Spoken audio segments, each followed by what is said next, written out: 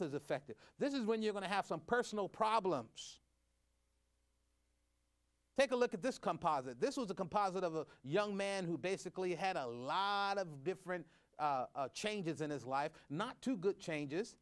And this lifeline sort of illustrates some of the traumas, some unsuccessful transition and recovery points for this individual. Notice that they started school, but yet there was some abuse going on there. The parents divorced. Notice how the school changed as a result of the divorce. Now he had to go to a new school where he's being bullied. He began to fail his exam, and then all of a sudden he developed a friendship, but lost his friend.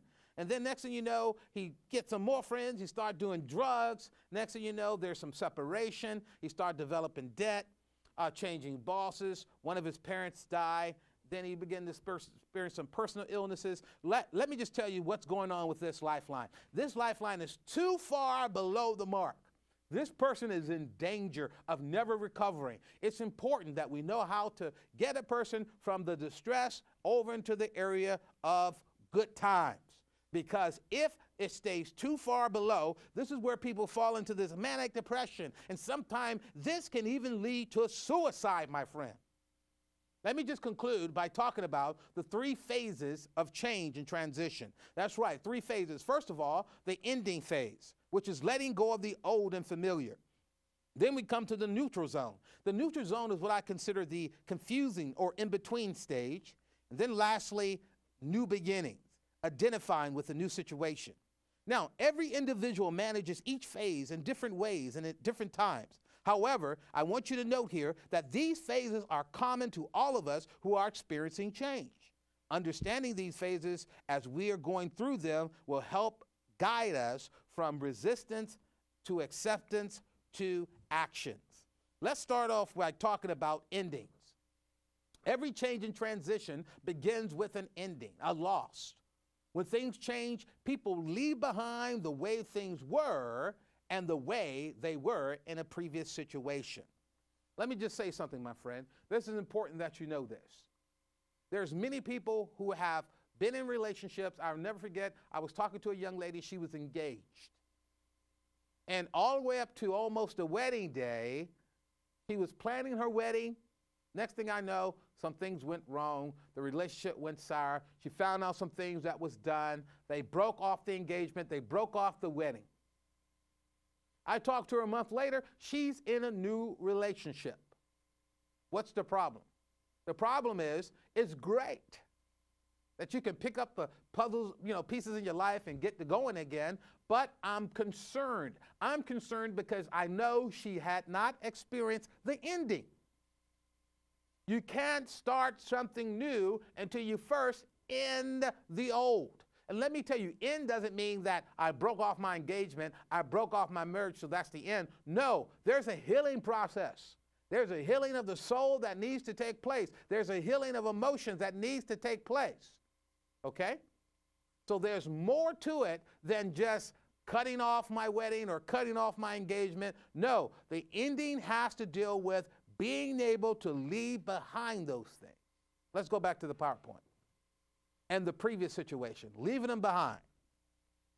The loss of stability and comfort with one's own perception, and there's a variety of feelings that will no longer exist as a result of you going through this stage. What we call the beginning is often the end. And to make an end is to make a beginning. Remember, the end is where we start from. It is critical that we loosen our hold of the way things were so that we can allow the renewal and renewal process to begin. Let's go to the second one, the neutral zone. The neutral zone is that confusing in-between state. This is when people are no longer where they were doing things the way they did them. Although the neutral zone can be distressing, it also provides many opportunities for creativity. When you begin to let things go, my friend, let me just say this. You will begin to feel, disillusioned. You begin to feel confused. It's okay. That means that you are in your neutral zone state. That's a good state to be in, believe it or not. Do you know when people are in the neutral zone is when they're most creative? I've had people tell me that when they've gone through a crisis that was very confusing in their life, that's when they were the most creative. This is where they came up with songs and poems. So don't think just because you're not sure where you are because you had to end something that that's a bad state. No, that's a time in which you can be at your best. If you apply yourself and don't let yourself fall into that bottom line of depression. Let's go back to the slide presentation. Remember, by honoring this neutral zone, we create the powerful opportunity for self-discovery that is necessary to redefine what brings meaning to our lives. And then we're ready for the new beginning. Now, the new beginning can only happen after people will let go of the past, spend some time in that neutral zone in which I just talked about, and in this phase, people accept the reality of change and start to identify with their new situation. Now, if this doesn't happen, my friend, that means that the person is in denial. Here we have the emergence of a significant change, a sense of self. Finally, we begin to sense relief, excitement, fresh energy. Now I'm ready, aim, and fire. I'm ready to go with that attitude. I can take on whatever life basically gives me. I'm going to conclude with this graph. I show here how an individual experience of change and transition and then properly dealing with change and transition basically will determine whether they will be in distress or feel good. As you notice here at the very bottom, look by number 7, quitting. Because when you don't deal with transition, it will turn into depression, which will turn into a crisis, which will basically turn into quitting, which eventually will extend depression, will extend your crisis, will extend your partial recovery.